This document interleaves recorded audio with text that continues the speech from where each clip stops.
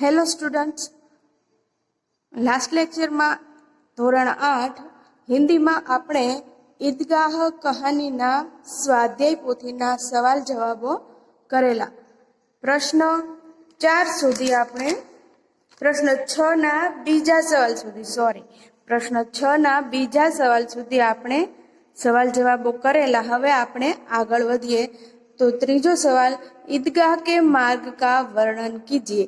तो जवाब शू आवशे तो के ईदगाह जाते वक्त मार्ग में हामिद कभी भागकर अपने साथियों से आगे निकल जाता और कभी किसी पेड़ के नीचे उनका इंतजार करता.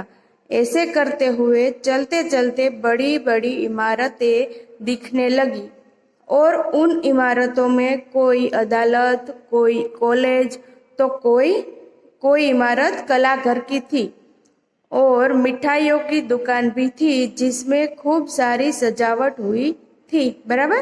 હવે ચોથો સવાલ, चिमटा खरीदने के लिए हामिद ने कौन कौन से कारण बताए. जवाब शू आवशे तो के हामिद ने बताया कि अगर वह चिमटे को कंधे पर रखे तो बंदूक जैसे खेल सकता है, हाथ में ले तो फकीरों का चिमटा बन जाए और मंजीरे के जैसे भी खेल सकता है और अपने साथियों के खिलौनों के मुकाबले कहीं ज्यादा मजबूत है, क्योंकि अगर वो चाहे तो एक चिमटा लगने पर वह अपने साथियों के सारे खिलौने तोड़ सकता है. हवे प्रश्न 5, हामिद के हाथ में चिमटा देखकर अमीना पर क्या प्रतिक्रिया हुई. तो शू जवाब आवशे.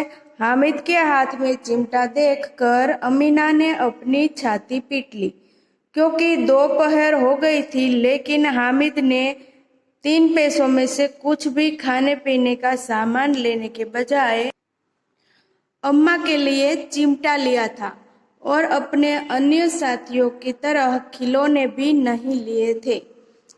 बराबर. હવે છઠ્ઠું છે, बूढ़ी अम्मा का क्रोध स्नेह में क्यों बदल गया. तो जवाब शू आवशे. बूढ़ी अम्मा ने जब देखा कि हामिद ने अम्मा के लिए चिमटा लाने के लिए अपनी बाल सहज इच्छाओं का त्याग किया है और उसका सद्भाव और विवेक देखकर अमीना का गुस्सा प्यार में बदल गया. सवाल 7, आप चिमटे के प्रयोग की तरह रुमाल का विविध प्रयोग बताइए. तो जवाब में लखी शकाय, रुमाल का उपयोग हाथ, मुंह और पसीना पोंछने में होता है. तेज धूप में हम रुमाल को सर के ऊपर बांध सकते हैं.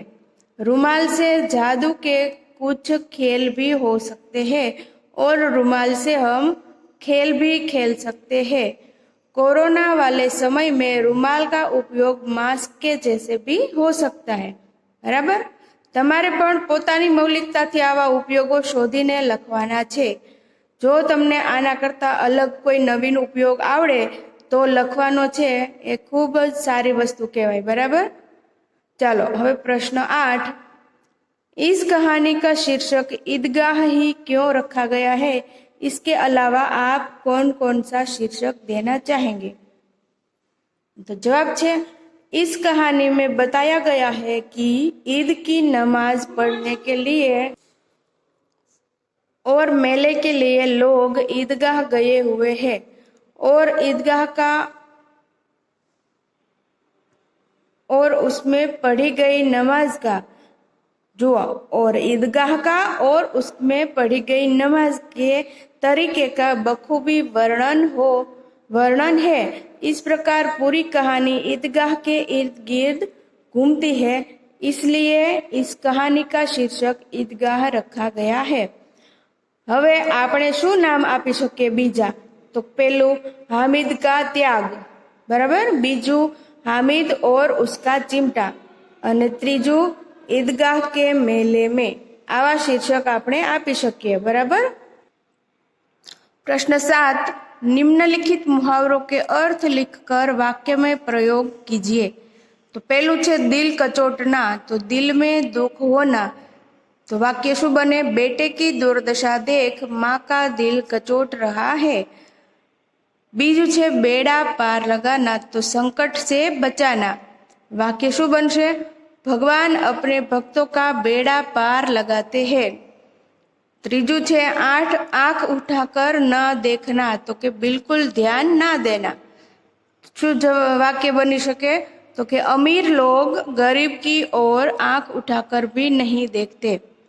चौथું છે બાલ બાંકા ના હોના, તો એનો શું અર્થ થાય? તો કે બિલકુલ નુકસાન ના હોના।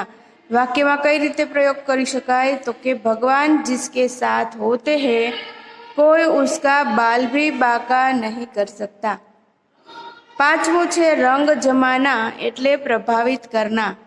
વાક્યમાં કઈ રીતે પ્રયોગ કરી? ચાલો આપણે રંગ જમાનાને વાક્યમાં પ્રયોગ કરીએ। તો કે હામિદ કે चिमटे ने तो रंग जमा दिया। बराबर।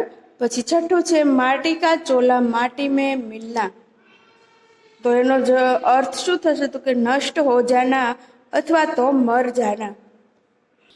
तो एनो वाक्य प्रयोग थशे एक दिन मनुष्य का माटी का चोला माटी में मिल जाता है। सातमું છે छाती पीट लेना એટલે કે दुख प्रकट करना। तो वाक्य में कई रीते प्रयोग थशे? तो कि सरहद पर शहीद हुए बेटे के बारे में जानकर माँ ने अपनी छाती पीट ली। आठमું છે दिल चीरना, तो जवाब शू आवशे? बहुत दुख होना। वाक्य में प्रयोग थशे बेटे की बुरी आदतों ने माँ का दिल चीर लिया। प्रश्न 8, निम्नलिखित शब्दों के समानार्थी शब्द लिखिए। तो ठंडा एटले शीतल, पछी खुश तो राजी, दिन एटले गरीब। जुओ आ रीते दिन लखायेलुं होय आ बाजू एनो अर्थ थशे गरीब, अने आ बाजूथी लखायेलुं होय दिन तो एनो अर्थ थशे दिवस। बराबर छे। हवे चौथुं प्राचीन, तो एनो समानार्थी थशे पुराना। પછી પાંચમું પ્રેમ એટલે પ્યાર અથવા સ્નેહ પણ આવી શકે। બરાબર। પછી છઠ્ઠું અંધેરા, તો અંધકાર। હવે પ્રશ્ન 9, નિમ્નલિખિત શબ્દો કે વિરુદ્ધાર્થી શબ્દ लिखिए। તો નઈ નો વિરુદ્ધાર્થી થશે પુરાની,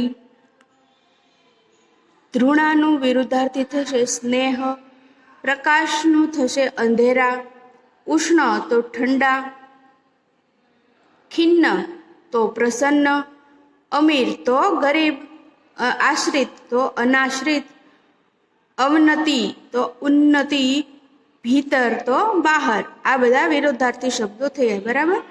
हवे प्रश्न 10,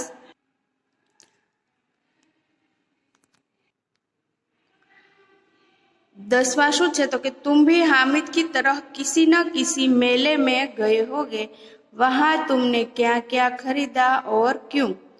तो मैं मारो जवाब लख्यो छे, तमारे लोकोए पोतपोताना जवाब पोतपोतानी मौलिकताथी लखवाना छे। कोई पण जग्याएथी कॉपी पेस्ट करवानुं नथी। पोताए बधा अत्यार सुधीमां एकादा मेळामां तो गया जशो। बराबर ने? तो पोते शू कर्युं अने केवो मेळो हतो अने शू खरीद्युं अने खरीदीने लाव्या एना विषे घरना लोकोनो शू प्रतिक्रिया हती एवुं तमारे लखवानुं छे। अहींया मैं एक उदाहरण आप्युं छे। तो कि हमारे शरीर में एक शिवजी का मंदिर है जहाँ हर सावन के महीने के सोमवार को मेला लगता है।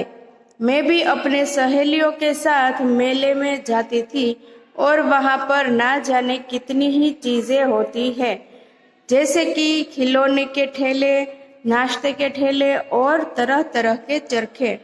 मेरे पास कोई अच्छी पेन नहीं थी, इसलिए मैंने एक पेन खरीदा और कलाई पर बांधने के लिए घड़ी मैंने अपने पिताजी के लिए ली और अपनी छोटी बहन के लिए एक गुड़िया ली।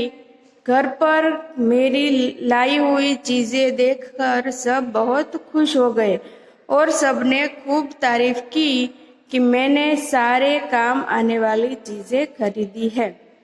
बराबर। अहींया आपणो स्वाध्याय पोथीमां पाठ बीजो ईदगाह प्रश्नोत्तरी पूरी थाय छे। समजाई गयुं बधाने? तो कोई सवालना जवाब ना समजाया होय તો ઝૂમ લેક્ચરમાં મને કહેવાનું, બરાબર?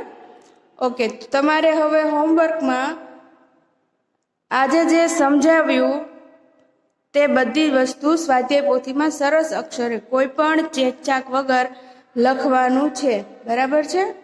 Okay, thank you.